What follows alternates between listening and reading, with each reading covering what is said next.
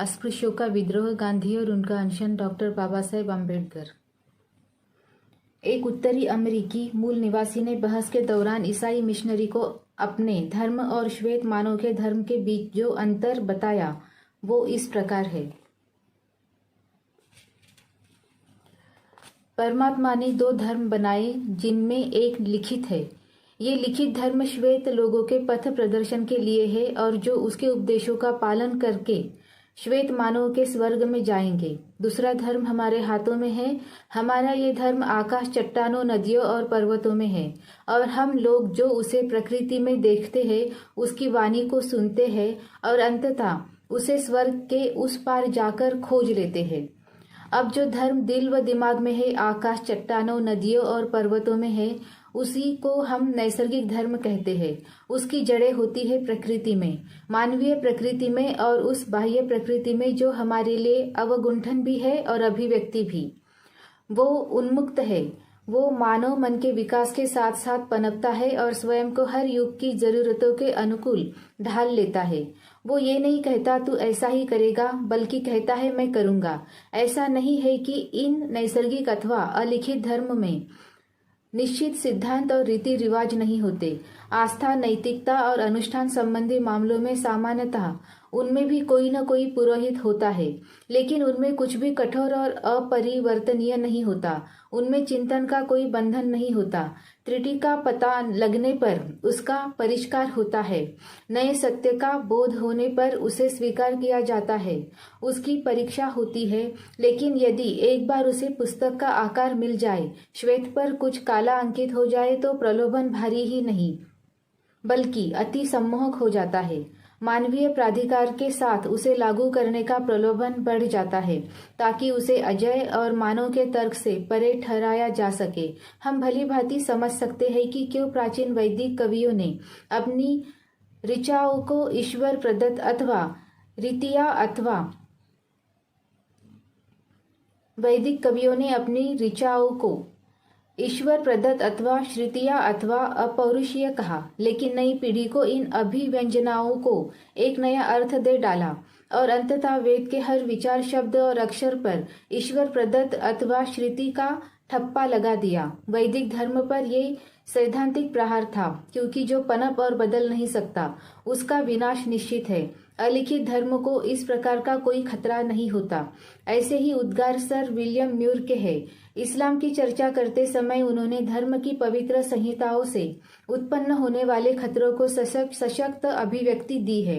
वो कहते हैं, मोहम्मद का धर्म चारों ओर से इस तरह ढका हुआ है कि वो कभी उभर ही नहीं सकता। आरंभ के दिनों उसमें जितनी सुनम्यता थी, उससे अधिक की अब उसमें कोई गुंजाइश नहीं है।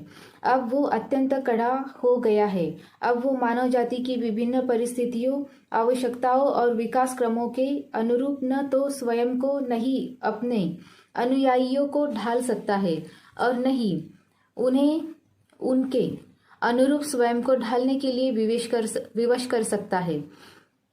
जिस किसी व्यक्ति को मानवता की प्रगति में रुचि है, वो धर्म की पवित्र संहिताओं के सामाजिक दुष्परिणामों के बारे में ऐसी ही प्रतिक्रिया किए बिना नहीं रहेगा। लेकिन मुझे ऐसा लगता है कि पवित्र संहिताओं वाले धर्मों के वर्ग के पुनः वर्ग बन सकता है। लेकिन मुझे ऐसे लगता है कि पवित्र संहिताओं वाले धर्मों के वर्ग के पुनः वर्ग बन सकते हैं। खेद है कि प्रोफेसर मैक्स मुलर ने इस मामले पर और आगे विचार नहीं किया। इस पर और अधिक विचार होना चाहिए, क्योंकि ये बहुत ही असली भेद को उद्घाटित करता जो धर्म की पवित्र संहिता वाले हिंदुओं को उन अन्य लोगों से अलग करता है जिसके पास भी वैसी ही धर्म की पवित्र संहिता है। ये तब और स्पष्ट हो जाएगा जब हम विभिन्न धर्मों की जांच कर उन विषयों को ढूंढ निकाले जिन्हें इन धर्मों ने पूजा और श्रद्धा की वस्तु बना दिया।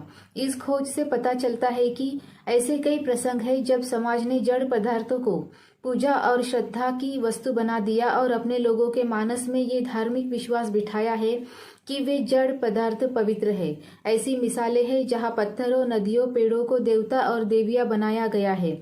ऐसी मिसालें हैं जहाँ समाज ने चेतन पदार्थों को पूजनीय कर दिया और अपने लोगों के मन में ये धार्मिक विश्वास बिठाया है कि वे पदार्थ पवित्र है। ऐसे पशुओं की मिसालें है जो कबीले के गण चिन्ह बन गए हैं।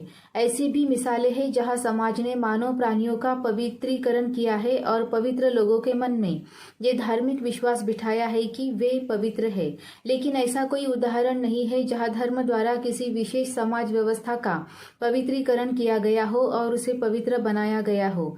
आदिम जगत में कबीले और जनजाति की व्यवस्था थी, लेकिन कबीले अथवा जनजाति की व्यवस्था केवल सामाजिक व्यवस्था थी। उसका कभी भी पवित्रीकरण धर्म ने नहीं किया, नहीं उसे पवित्र और अलंघ्य बनाया।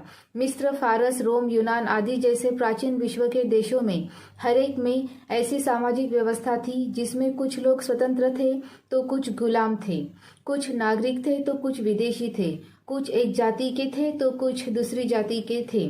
ये वर्ग व्यवस्था भी केवल समाज व्यवस्था थी। कभी भी उसका पवित्रीकरण धर्म ने नहीं किया, नहीं उसे पवित्र और अलंघ्य बनाया। आधुनिक विश्व की अपनी व्यवस्था है।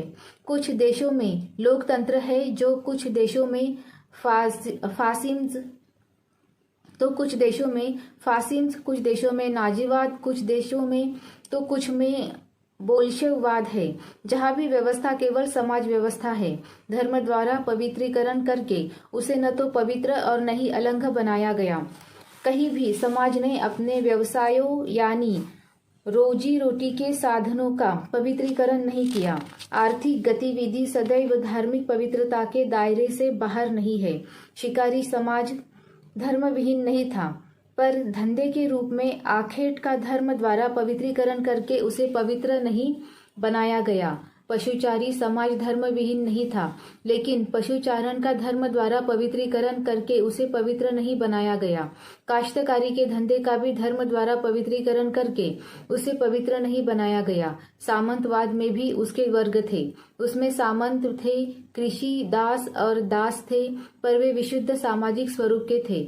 उस पर पवित्रता का कोई ठप्पा नहीं था।